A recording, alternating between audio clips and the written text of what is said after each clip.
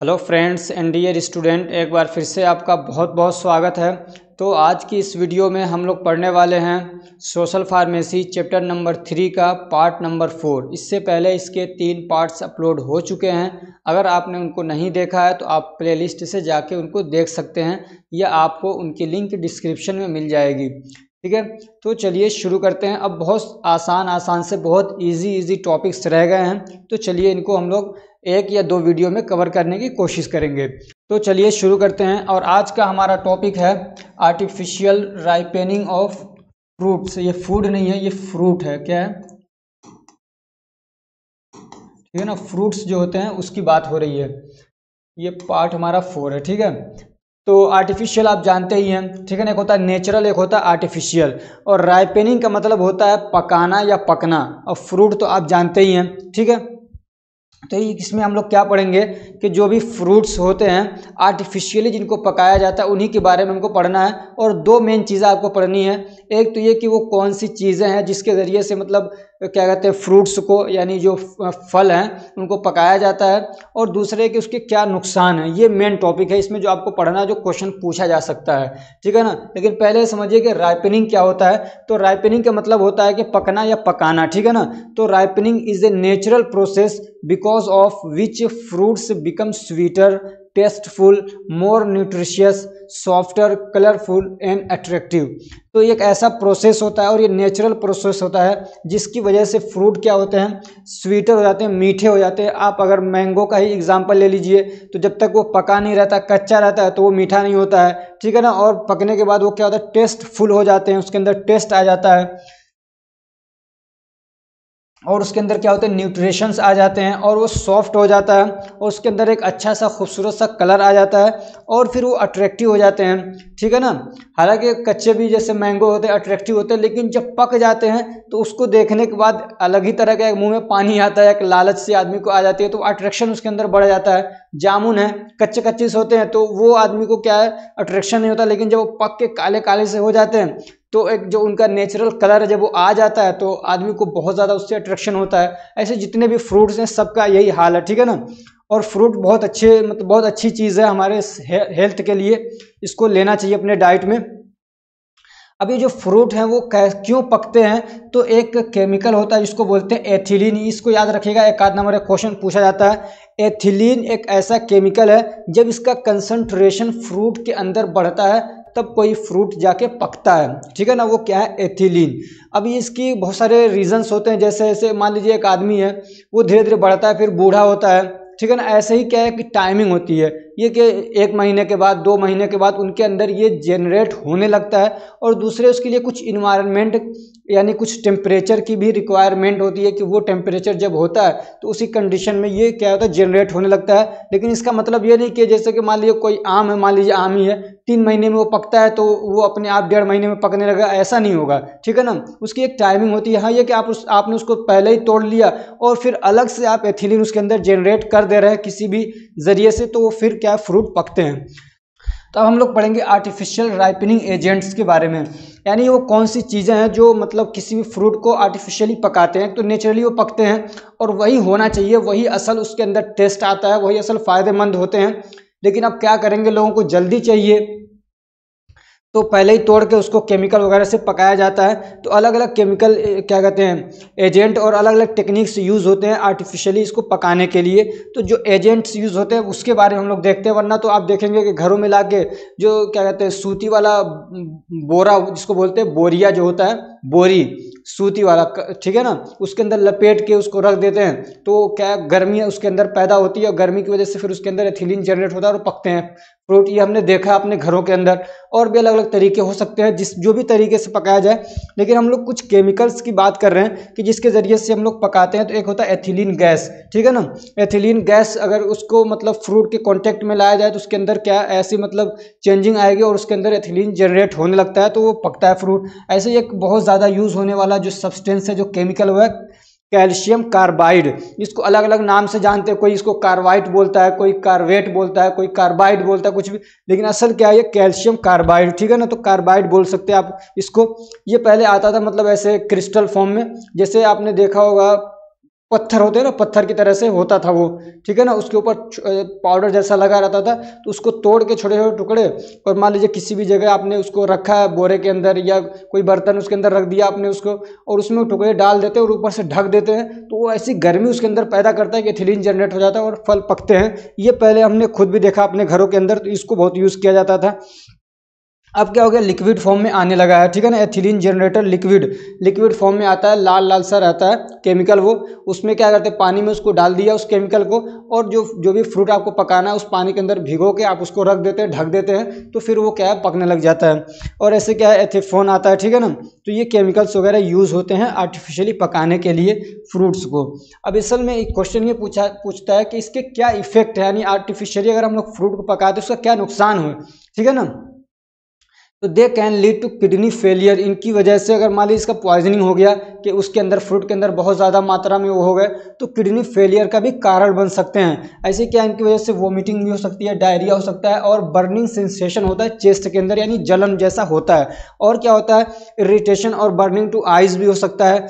मान लीजिए डायरेक्टली किसी ने उसको अपने हाथों में लगा हुआ था, आंखों में लगा लिया, ठीक, ऐसे क्या इनकी वजह से पॉइजनिंग हो सकती है स्किन के अंदर, ठीक है ना। ऐसे क्या इनकी वजह से कफ वगैरह होता है, जैसे कि आपने भी देखा होगा आम खाते हैं, आम ही में ज़्यादा मतलब हमको लगता है कि ये यूज़ होता है। जैसे सेब पके हुए आ रहे हैं तो इसमें कहीं इतना नज़र नहीं आता, ऑरेंज वगैरह आ रहे हैं, लेकिन आम के सीज़न में खूब दवा डाल के, आम हो गया, केला हो गया, और क्या कहते हैं ये पपीता वगैरह हो गया, इसमें ज़्यादा इसको यूज़ किया जाता है। तो उसकी वजह से क्या होता है, कफ वगैरह आने लगता है, अगर ज़्यादा मात्रा में उसमें क्या है, कार्बाइड पड़ गया है, या केमिकल जो जनरेटर है वो इसके अंदर ज़्यादा रहता है, तो आपको देखते हैं गले में शोर यानी खराश जैसी होती है, आपको क्या कहते हैं खांसी जैसी आने लगती है। तो ये सारे इसके क्या है, नुकसान हो सकते हैं, और इसकी वजह से क्या कैन कॉज डेथ, इसकी वजह से क्या कहते हैं, आदमी की जान भी जा सकती है। When ingested some large amount, अगर ज़्यादा अमाउंट में इन केमिकल्स को किसी ने ले लिया तो, ठीक। एक टॉपिक है पेस्टिसाइड, ठीक है। तो ये पेस्टिसाइड क्या होता है, तो ये दो वर्ड्स को आप समझिए तो आपको आसानी से समझ में आ जाएगा। पेस्ट का मतलब होता है समझिए कीड़े मकोड़े, ठीक है, और दूसरा इसमें साइड का मतलब होता है मारने वाला, जो किल कर दे। तो कीड़े मकोड़ों को मारने वाली जो चीज़ होती है उसको बोलते हैं पेस्टिसाइड। अब उसी को यहाँ पे हमने डिफाइन कर दिया थोड़ा सा कुछ वर्ड्स बढ़ा के। पेस्टिसाइड्स आर सब्सटेंसेज और mixture of substances which are used to control, prevent और डिस्ट्रॉय द पेस्ट्स, ठीक है ना। ये ऐसी चीज़ें होती है, ऐसा सब्सटेंस होता है जो कि कंट्रोल करने के लिए, उनको रोकने के लिए, उनको मारने के लिए, डिस्ट्रॉय करने के लिए यूज़ होता है। किसको, जो पेस्ट्स हैं, कीड़े मकोड़े हैं, और वीड्स, जो कि वीड्स आप जानते हो इसको खरपतवार बोला जाता है, ठीक है ना। अनवांटेड प्लांट, जैसे कि आपने मान लीजिए गेहूं की खेती की, आपने बोया गेहूं और उसके आसपास में और बहुत सारे क्या है, खरपतवार या अनवांटेड प्लांट उग जाते हैं, तो उसको ख़त्म करने के लिए जो दवाएं यूज़ होती हैं उसको भी हम लोग पेस्टिसाइड ही बोलेंगे, ठीक है।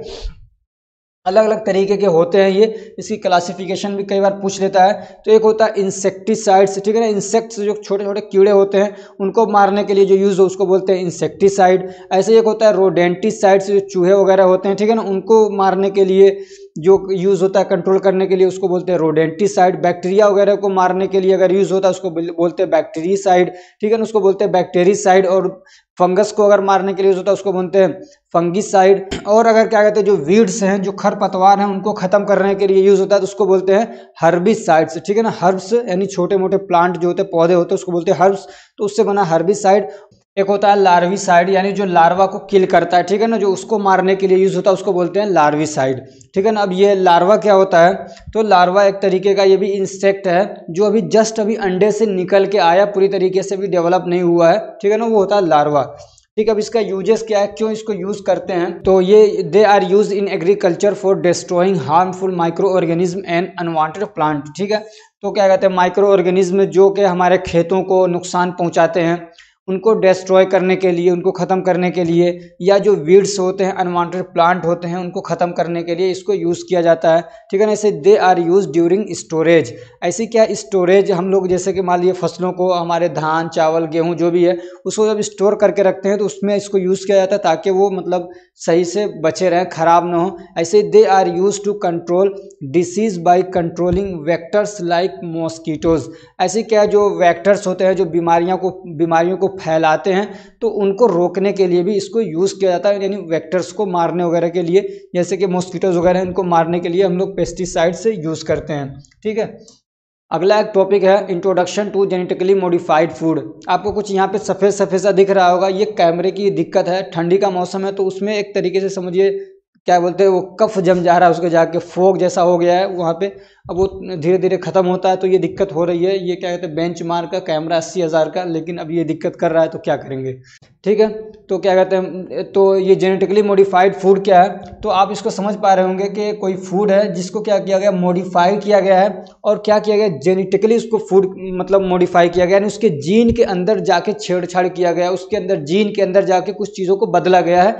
उस तरीके से जब मॉडिफाई किया गया उसको बोलते हैं जेनेटिकली मॉडिफाइड फूड। ठीक है, तो genetically modified foods are those foods और organism whose genetic material has been modified. ठीक है ना, तो जेनेटिकली मॉडिफाइड फूड जिसको जीएम बोलते हैं, जीएमएफ बोलेंगे। ठीक है ना, तो ये वो फूड होते हैं या वो ऑर्गेनिज्म भी हो सकते हैं जिनके जीन के अंदर, ठीक है ना, जो जीन मटेरियल है उसके अंदर जाके चेंजिंग की जाती है। ठीक है ना, उसके अंदर मॉडिफिकेशन किया जाता है और उसमें हम लोग यूज़ करते हैं बायोटेक्नोलॉजी। ठीक है ना, या उसको हम लोग बोलते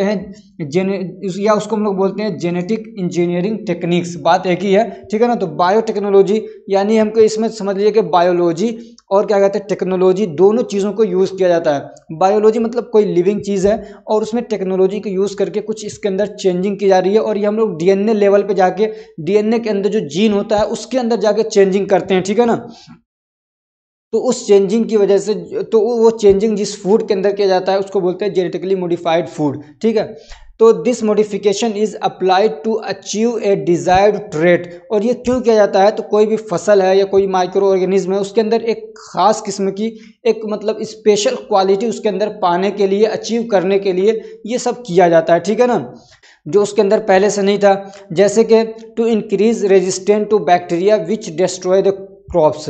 जैसे कि मान लीजिए कोई फसल है, अब उस फसल को बैक्टीरिया क्या कर रहा है, नुकसान पहुंचा रहा है, उसको क्या कर रहा है, खराब कर दे रहा है। ठीक है, तो अब हम लोग उस फसल के अंदर ऐसी चेंजिंग कर देते हैं कि वो रेजिस्टेंट हो जाता है बैक्टीरिया के लिए। यानी बैक्टीरिया आ रहा है, अटैक कर रहा है, लेकिन वो उसका मुकाबला कर ले रहा है, उसके अटैक की वजह से वो खराब नहीं हो रहा, कमज़ोर नहीं पड़ रहा है। ठीक है ना, बैक्टीरिया उसको डिस्ट्रॉय नहीं कर पा रहा है, बल्कि ये खुद ही बैक्टीरिया को क्या कर दे रहा है, डिस्ट्रॉय कर दे रहा है। उसके अंदर समझिए एक तरीके से इम्यूनिटी डेवलप हो जा रही है, तो उसके लिए भी हम लोग करते हैं। ऐसे क्या कहते हैं, फसल बढ़ाने के लिए, फसल बढ़ाने का मतलब ये फसल नहीं बल्कि पैदावार बढ़ाने के लिए हम लोग इसको करते हैं। ठीक है ना, जैसे कोई फसल है उसकी पैदावार ज़्यादा नहीं हो रही है तो हम लोग उसके अंदर चेंजिंग कर देते हैं कुछ इस तरीके से कि उसकी पैदावार बढ़ जाए, उसको बोलते हैं यील्ड। ठीक है ना, उसको क्या बोलते हैं, यील्ड बोलते हैं, यानी उसकी पैदावार को बढ़ा दिया जाता है। ऐसे टू इंक्रीज न्यूट्रिशनल वैल्यू, इन न्यूट्रिशनल वैल्यू को बढ़ाने के लिए भी ये किया जाता है। ठीक है ना, जैसे कि मान लीजिए कोई फसल उसके अंदर विटामिन की कमी है, हमने ऐसी चेंजिंग कर दी कि वो खास विटामिन उसके अंदर, मान लीजिए विटामिन डी उसके अंदर अब आ गया। ठीक है, ऐसे ही मान लीजिए कोई फसल है उसके अंदर प्रोटीन, ऐसे मान लीजिए कोई फसल है उसके अंदर किसी मिनरल को हमने ऐड कर दिया, समझ रहे हैं ना, तो एक तरीके से मॉडिफिकेशन किया जाता है। अब जेनेटिकली मॉडिफाइड फूड्स क्या है, जैसे कि आता है कॉर्न, आता है सोया, आता है कॉटन, आता है। अब इस तरीके से मज़ा नहीं आ रहा, ये जैसे हमको दिख पा रहा है वहाँ स्क्रीन में, यहाँ पे धुंधला धुंधला सा दिख रहा है, ऐसा लग रहा है कि कोहरा पड़ रहा हो, तो ये फिर ठीक हो जाता है, फिर बाद में इसको मैं पढ़ाता हूँ। ठीक है ना, अगर ये हमारी कोशिश आपको अच्छी लग रही है तो वीडियो को लाइक करिए, चैनल को सब्सक्राइब कर लीजिए और फ्रेंड्स को भी शेयर करिए ताकि वो भी इससे फ़ायदा उठा सकें। अब वीडियोस आपको कंटिन्यूसली मिलेंगी, इसलिए कि इधर मैं थोड़ा सा बिजी हो गया था, बल्कि बिजी क्या, मैं नोट्स प्रिपेयर कर रहा था, खासतौर से एचएपी के, उसके नोट्स प्रिपेयर नहीं हो पाए थे और बच्चे बार बार मांग रहे थे। वेस्ट बंगाल में अभी पेपर चल रहा था, शायद पेपर शुरू होने वाला था 25-26 से या 24 से, तो वो लोग बार बार कह रहे थे सर बना दीजिए बना दीजिए। मैं चलो वीडियो को थोड़ा रोक लेते हैं, पहले आपको पीडीएफ ही दे देते हैं बना के, तो तकरीबन उसके 2-3 चैप्टर और रह गए होंगे, बाकी सारे पीडीएफ प्रिपेयर हो गए हैं उसके, तो इसलिए अब हम वीडियो कंटिन्यूसली करेंगे, जल्दी जल्दी से वो अपलोड करेंगे। Thank you so much for watching.